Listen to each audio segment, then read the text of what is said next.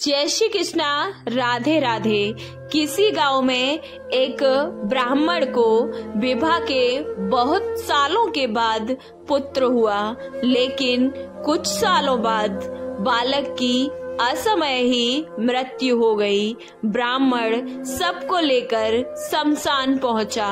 वह मोहवश क्रियाकर्म नहीं कर पा रहा था। उसे पुत्र प्राप्ति के लिए किए गए जप तप और पुत्र का जन्मोत्सव याद आ रहा था। चूंकि बच्चा काफी अभी छोटा था, इसलिए उसे परंपरा अनुसार जलाने के बजाय भूमि में दफनाना था। शमशान में एक गिद्ध और एक सियार रहते थे। दोनों सब देखकर बड़े ही खुश हुए। दोनों ने व्यवस्था बना रखी थी। दिन में सियार मांस नहीं खाएगा और रात में गिद्ध। सियार ने सोचा, यदि ब्राह्मण दिन में ही सब रखकर चला गया तो उस पर गिद्ध का अधिकार होगा, इसलिए क्यों ना अंधेरा होने तक ब्राह्मण को मैं बातों में फंसाकर रखता हूँ। वही गिद्ध ताक में था कि सबके साथ आए कुटुंब के लोग जल्द से जल्द जाएं और वह उसे खा सके। गिद्ध ब्राह्मण के पास गया और उससे वैराग्य की बातें शुरू की।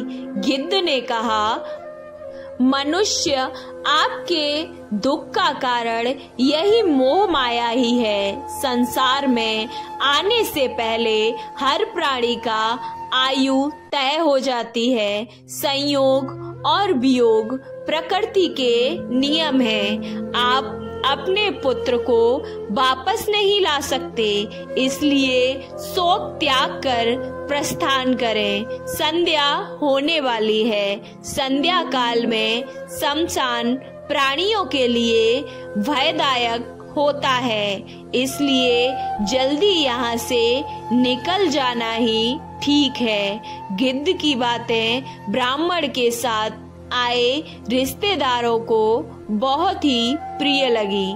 वे ब्राह्मण से बोले, बालक के जीवित होने की आशा अब नहीं है, इसलिए यहाँ रुकने का क्या लाभ। सियार अब सुन रहा था।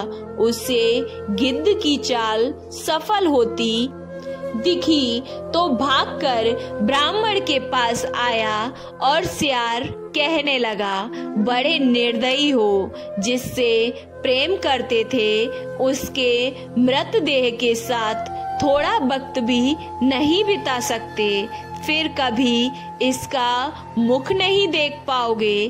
कम से कम संध्या तक रुककर जी भर के देख लो। उन्हें रोके रहने के लिए सियार ने नीति की बातें छेड़ दी।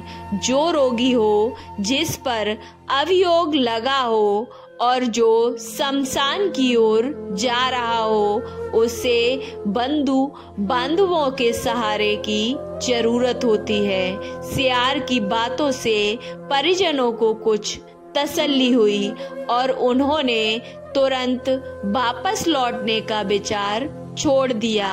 अब गिद्ध को भी परेशानी होने लगी। उसने कहना शुरू किया, तुम ज्ञानी होने के बावजूद एक कपटी सियार की बातों में आ गए।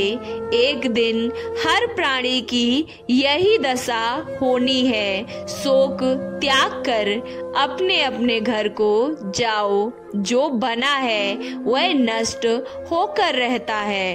तुम्हारा शोक मृत को दूसरे लोक में कष्ट देगा।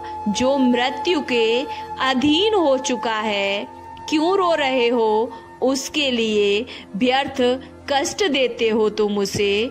लोग चलने को हुए तो सियार फिर से शुरू हो गया। यह बालक जीवित होता तो क्या तुम्हारा वंश न बढ़ता? कुल का सूर्य अस्त हुआ है, कम से कम सूर्यास्त तक तो रुको। अब गिद्ध को चिंता हुई। गिद्ध ने कहा, मेरी आयु 100 वर्ष की है, मैंने आज तक किसी को जीवित होते नहीं देखा। तुम्हें शीघ्र जाकर इसके मोक्ष का कार्य आरंभ करना चाहिए। सियार ने कहना शुरू किया, जब तक सूर्य आकाश में विराजमान है, देवीय चमत्कार हो सकते हैं। रात्रि में असुरी शक्तियां प्रबल होती हैं। मेरा सुझाव है, थोड़ी प्रतीक्षा कर लेनी चाहिए। सियार और गिद्ध की चालाकी में फंसा ब्राह्मण परिवार तय नहीं कर पा रहा था कि आखिर करना क्या चाहिए। अंततः पिता ने बेटे का सिर गोद में रखा और जोर जोर से विलाप करने लगा। उसके विलाप से शमशान कांपने लगा। तभी संध्या भ्रमण पर निकले महादेव पार्वती वहां पहुंचे। पार्वती जी ने बिलखते परिजनों को देखा तो दुखी हो गई और उन्होंने महादेव से बालक को जीवित करने का अनुरोध किया। महादेव प्रकट हुए और उन्होंने बालक को 100 वर्ष की आयु दे दी। गिद्ध और सियार दोनों के दोनों ठगे रह गए। गिद्ध और सियार के लिए आकाश बाणी हुई, तुमने प्राणियों को उपदेश तो दिया, उसमें सांत्वना की बजाय तुम्हारा स्वार्थ ही निहित था। इसलिए तुम्हें शीघ्र इस निष्कृष्ट योनि से शीघ्र मुक्ति नहीं मिलेगी। इस कहानी से हमें यह सीख मिलती है कि दूसरों की तकलीफ में अपना लाभ नहीं खोजना चाहिए। अगर कोई दुखी है तो उसे निस्वार्थ भाव से सांत्वना देना चाहिए। दूसरों के कष्ट पर सच्चे मन से शोक करना चाहिए। दूसरों के दुख में जो अपना लाभ देखकर बनावटी दुख जताता है, उसे कष्ट भोगना ही पड़ता है। आपको ये कहानी कैसी लगी?